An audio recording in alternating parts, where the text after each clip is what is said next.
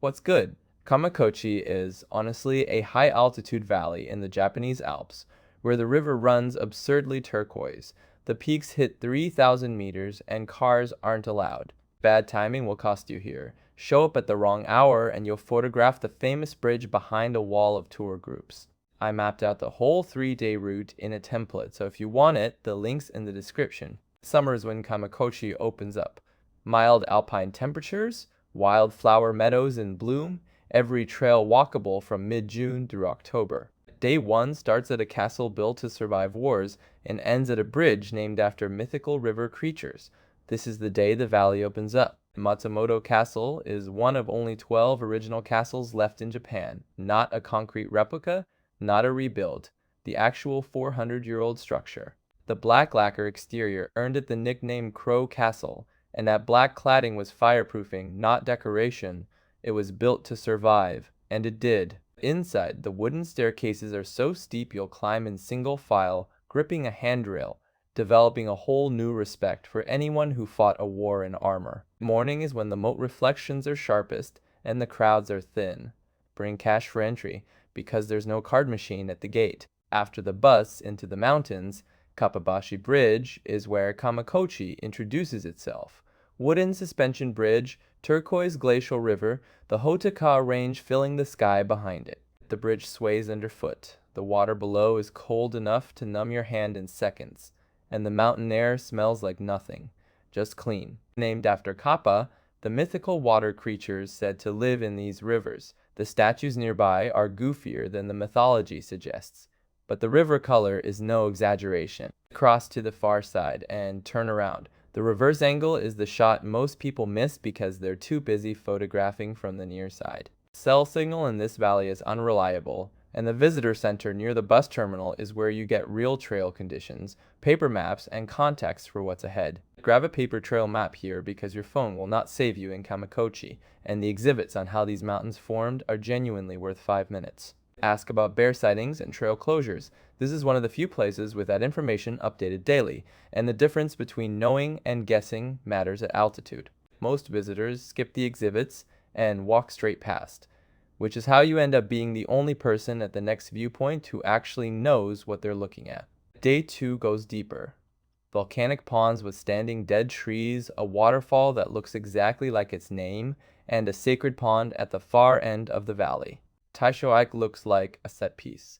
Dead trees standing in impossibly clear water against a mountain backdrop. But a volcano created this by flooding a forest in 1915. Those standing trunks are the ghosts of trees alive in 1914, and Mount Yake, the volcano that killed them, is still active with steam vents visible from the trail. Get here by 8 in the morning because the water goes mirror still before the wind picks up, and tour groups start arriving around 9:30. A volcano accidentally made one of Japan's most photographed scenes. The dead trees have been posing for 100 years and show no signs of stopping. Further along the trail, Shirahige means white beard, and once you see thin white streams fanning down mossy green rock, the name makes complete sense. Cool mist hits you before the falls come into view, and the sound swallows footsteps. The trail goes quiet in a way it doesn't anywhere else. This has been a natural rest stop for walkers heading deeper into the valley for over a century, and nothing about that role has changed. Stand back from the spray because it reaches further than you'd think and will fog your camera lens before you've even framed the shot. Myōjin First Pond sits in old-growth forest at the far end of the valley trail, beside Hotaka Shrine, the quietest major spot in Kamikochi. The water reflects the surrounding trees with near-perfect clarity, and there's an optional boat ride on the pond that almost nobody knows about. Afternoon works because most day trippers have turned back by then, so the crowd thins out just when you want it to. Budget time for the walk back. Same trail out, and check conditions before committing, because summer afternoon storms roll in fast here.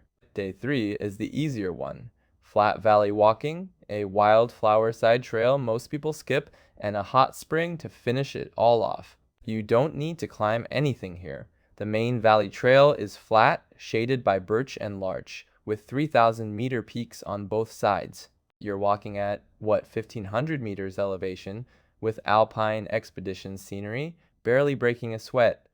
The mountains do all the work, and you're just the audience. Empty Yake, the active volcano at the head of the valley, is the same one that created Taisho Pond. You can see steam rising from it on clear mornings. Start early because the morning light on the peaks is dramatic and the traffic thinner, and carry water since refill points are scarce past the terminal area.